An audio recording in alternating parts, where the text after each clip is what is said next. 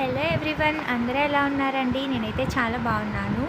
ఇవాళ మేము ఒడిశా రాష్ట్రం రాయగడలో ఉన్న మజ్జిగౌరమ్మ అమ్మవారి దగ్గరికి వెళ్తున్నామండి. ఇవాళ అమ్మవారి గురించి కొన్ని విశేషాలు తెలుసుకుంటూ వీడియోలోకి వెళ్ళిపోదాము. వెళ్ళగానే మీకు ఈ బ్రిడ్జ్ కనిపిస్తుంది కదా, ఈ బ్రిడ్జ్ కట్టిన తర్వాత 2-3 టైమ్స్ కడుతుండగానే మధ్యలో విరిగిపోయేదట. అయితే అమ్మవారు ఆ కడుతున్న వాళ్ళ కళ్ళలోకి వచ్చి, నాకు ఇక్కడ గుడి నిర్మిస్తేనే ఈ బ్రిడ్జ్ నిలుస్తుందని అన్నారట. అప్పుడు వెంటనే గుడి కట్టిన తర్వాత మళ్ళీ దీన్ని స్టార్ట్ చేస్తే అది ఉన్నదట. చాలా పెద్ద బ్రిడ్జ్ అండి, బాగుంది. అండ్ నెక్స్ట్ ఈ టెంపుల్లోకి వెళ్ళిపోతే అస్సలు ఖాళీ లేదండి.